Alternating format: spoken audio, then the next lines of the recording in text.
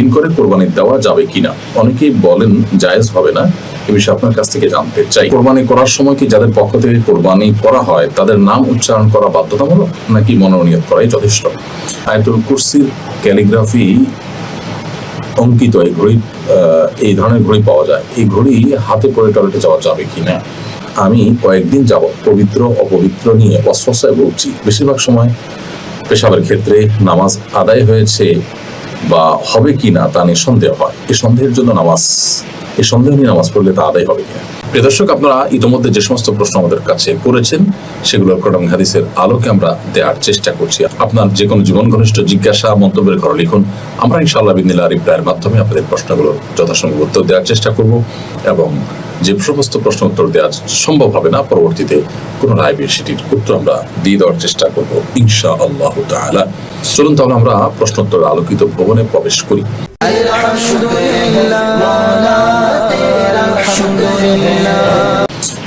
আমাদের চলার পথ ইসলামী আইডি থেকে আপনি লিখেছেন, আয়াতুল কুরসির ক্যালিগ্রাফি অঙ্কিত এই ঘড়ি, এই ধরনের ঘড়ি পাওয়া যায়। এই ঘড়ি হাতে পরে টয়লেটে যাওয়া যাবে কিনা? ছবি দিয়ে দিচ্ছেন আপনি। না প্রিয় দর্শক, এই ঘড়ি পরে আপনি টয়লেটে যেতে পারবেন না, কারণ এখানে পরিষ্কার ভাবে কিছু কিছু শব্দ বোঝা যাচ্ছে, বিশেষ করে আল্লাহর নাম একেবারে পরিষ্কার ভাবে বোঝা যাচ্ছে। তো এটি আপনি করতে পারবেন না। আমরা টয়লেট কিংবা অপবিত্র জায়গা বা নোংরা জায়গা সেরকম কোনো জায়গায় আল্লাহর নাম উচ্চারণ করা বা আল্লাহর নাম লিখিত জিনিস সেখানে নিয়ে যাওয়া, এটা আল্লাহর নামের প্রতি এক ধরনের অসম্মান হয়ে থাকে। এটা গোলাম একরাম মাকরুহ করেছেন। এই জন্য এই কাজটি আপনি করবেন না, অনুচিত কাজ, এটি থেকে বিরত থাকা ভালো। অন্য ঘড়ি আপনি করতে পারেন, কিন্তু এই ঘড়িতে পরিষ্কারভাবে বোঝা যাচ্ছে শব্দগুলো, এগুলো নিয়ে আপনি টয়লেটে যাবেন না। ফয়জুল্লাহ লিখেছেন, কোরবানি করার সময় কি যাদের পক্ষ থেকে কোরবানি করা হয় তাদের নাম উচ্চারণ করা বাধ্যতামূলক নাকি মনোনীত করাই যথেষ্ট? আমরা যদি কোরবানির মৌলিক এবং জরুরি বিষয় বলি, তাহলে জরুরি বিষয়ের মধ্যে এটি নেই যে কোরবানি কারকদের নাম উচ্চারণ করতে হবে, বরং নাম উচ্চারণ করা নেই, কিন্তু কোরবানি পশু কেনার সময় বা কেনার পর এটা কার কার তরফ থেকে হচ্ছে, কে কত অংশ নিচ্ছেন, এই বিষয়গুলো যদি ক্লিয়ার থাকে তাহলে সেক্ষেত্রে তাদের নিজেদের জানাশোনা আছে, বলা আছে, তাহলে সেক্ষেত্রে এটুকুই যথেষ্ট হয়ে যাবে। কোরবানি বিশুদ্ধ হওয়ার জন্য নাম উচ্চারণ করা কোরবানি বিশুদ্ধ হওয়ার জন্য শর্ত নয়, তবে নাম উচ্চারণ করা সুন্নাহ। অর্থাৎ আপনি যখন কোরবানি করলেন, কোরবানি করে শেষ করে বলবেন আল্লাহুম্মা তাকাব্বালহু মিন অমুক অমুক অমুক, এভাবে সবার নাম উল্লেখ করবেন। আর যদি একা নিজের পক্ষ থেকে হয় তাহলে বলবেন আল্লাহুম্মা তাকাব্বালহু মিন্নি, আল্লাহ এটা আমার পক্ষ থেকে আপনি কবুল করেন, কামা তাকাব্বালতা মিন খালিলিকা ইব্রাহিম ওয়া হাবিবিকা মুহাম্মদ সাল্লাল্লাহু আলাইহি ওয়াসাল্লাম, যেমন আপনি কোরবানি কবুল করেছিলেন আপনার খলিল ইব্রাহিম আলাইহিস সালাম, এটা আপনার হাবিব মুহাম্মদ সাল্লাল্লাহু আলাইহি ওয়াসাল্লাম, ঠিক একইভাবে আমার কোরবানিকে কবুল করুন। এভাবে বলা সুন্নাহ, বাংলা কেউ বলতে পারেন, তবে হাদিসের যে টেক্সট আছে হুবহু সেটা বলতে পারলে অধিকতর উত্তম। আর যদি এটা মুখে উচ্চারণ করা নাও হয় তারপরে ইনশাআল্লাহ কোরবানি হয়ে যাবে, তবে উচ্চারণ করা উত্তম। তবে কোরবানি করার পর, পশু জবাই করার পর আমাদের দেশে অনেক সময় দেখা যায় পশুকে শুইয়ে রাখা হয়েছে এবং চেপে ধরা হয়েছে গলা ইত্যাদি, তখন কাগজ নিয়ে এই সমস্ত নাম জপার চেষ্টা করা হয়। কোরবানি পশু জবাই করার পরে কাজটা জবাই করার পরই করতে হয়। তো এগুলো আগে থেকে রেডি করা উচিত। কোরবানি পশুকে কষ্ট দিয়ে তখন নাম সংগ্রহ করা এটা অনুচিত কাজ। সাইদ আহমদ আপনি লিখেছেন, ঋণ করে কোরবানি দেওয়া যাবে কিনা, অনেকেই বলেন জায়েজ হবে না। এ বিষয়ে আপনার কাছ থেকে জানতে চাই।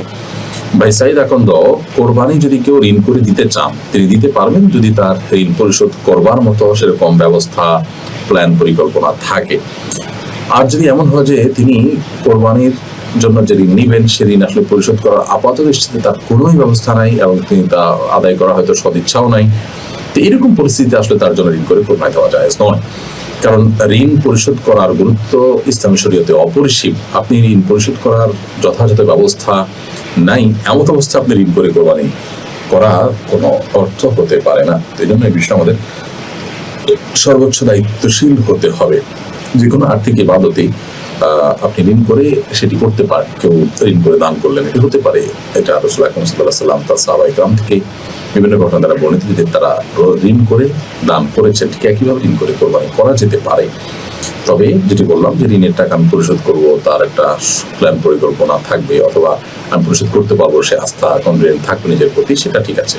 একজন মানুষ হয়তো তার 10,000 টাকা মাসে ইনকাম নিতে যদি 5 লাখ 10 লাখ টাকা ঋণ করেন দান করার জন্য, তো সেটা অবশ্যই অনুচিত হবে এবং জায়েজ হবে না। কারণ তিনি এই 10 লাখ টাকা পরিশোধ করার আপাতত তার কোনো উপায় নেই, তিনি নিছকই তথাকথিত আল্লাহর উপরে ভরসা করে ঋণ নিয়ে এলেন, নিজের দেওয়ার মতো সেরকম অ্যাবিলিটি মোটেই নাই, এরকমটি করা জায়েজ হবে না। প্রফেসর আক্তার, আপনি আমাদের ইউটিউব চ্যানেলে প্রশ্ন করেছেন, আমি কয়েকদিন যাবৎ পবিত্র অপবিত্র নিয়ে ওয়াসওয়াসায় ভুগছি। বেশিরভাগ সময় পেশাবের ক্ষেত্রে নামাজ আদায় হয়েছে বা হবে কি না তা নিয়ে সন্দেহ হয়। এই সন্দেহের জন্য এই সন্দেহ নিয়ে নামাজ পড়লে তা আদায় হবে কিনা? বলুসানা, অমূলক সন্দেহকে প্রশ্রয় দেওয়া ইসলামে নিষিদ্ধ। নবী করিম সাল্লাল্লাহু আলাইহি সাল্লাম বলেছেন, তামা ইউরিবুকা ইলা মা লা ইউরিবুক, তোমার যেটা সন্দেহ সেটাকে সন্দেহহীনতার দিকে তুমি নিয়ে যাও। তবে এই ওয়াসওয়াসার রোগ এটা অনেক সময় শয়তানি থেকে হয়ে থাকে, অনেক সময় ব্ল্যাক ম্যাজিকের কারণে হয়ে থাকে, নানা রকমের সমস্যার কারণে হয়ে থাকে।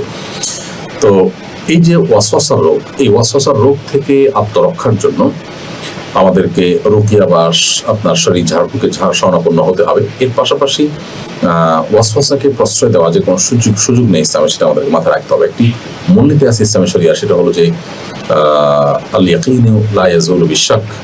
আপনার ওযু আছে, এরপরে আপনার সন্দেহ হচ্ছে, খুঁতখুঁতে ভাব আসছে যে ওযু থাকলো কি গেল, তো এই খুঁতখুঁতে ভাবের কারণে আসলে ওযু ভঙ্গ হবে না, বরং ওযু আছে সেটি ধরা হবে।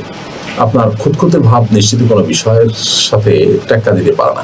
আপনার মধ্যে যদি একটা বিষয় আপনি জান শিওর যে আপনার পেশাব বের হয়নি, এটা আপনি একসময় নিশ্চিত ছিলেন, মানে ওয়াসওয়াসা শুরু হওয়ার আগ মুহূর্তে, এরপর হঠাৎ করে ওয়াসওয়াসা আসলো। এই ওয়াসওয়াসা আসছে যে ওয়াসওয়াসাটা এটা যদি চূড়ান্তভাবে প্রমাণিত না হয়, প্রাসঙ্গিক ওয়াসওয়াসা হয়, আপনি দেখেন, তাহলে এটার কারণে আপনার ওই পবিত্রতাটা নষ্ট হয়ে যাবে না।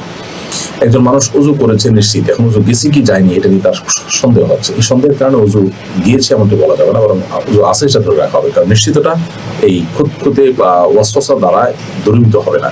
আর একজন উজু করেননি নিশ্চিত বা উজু ভঙ্গ হয়েছে এটা তিনি নিশ্চিত জানেন, এর মধ্যে উজু করছেন কিনা তার সন্দেহ হচ্ছে, তাহলে সন্দেহ যদি হয় শুধুমাত্র, তাহলে নিশ্চিত ছিল উজু ভঙ্গ হওয়াটা, উজু ভঙ্গটাই চূড়ান্ত ধরা হবে। এই জন্য ওয়াসওয়াসাকে আসলে খুব একটা আমল নেওয়ার সুযোগ নেই। আপনি রুকিয়া সাপোর্ট গ্রুপ আছে সোশ্যাল মিডিয়াগুলোতে, সেখানে ওয়াসওয়াসার রুকিয়া লিখে আপনি সার্চ দিতে পারেন, ইউটিউবে আছে সে সমস্ত রুকিয়ার অ্যাপগুলো নামাতে পারেন বা ভিডিওগুলো শুনতে পারেন। ইনশাআল্লাহ আশা করা যায় আপনি ওয়াসওয়াসা থেকে রক্ষা পাবেন। সেই সাথে আপনি কোনো সাইকিয়াট্রিস্টও দেখাতে পারেন।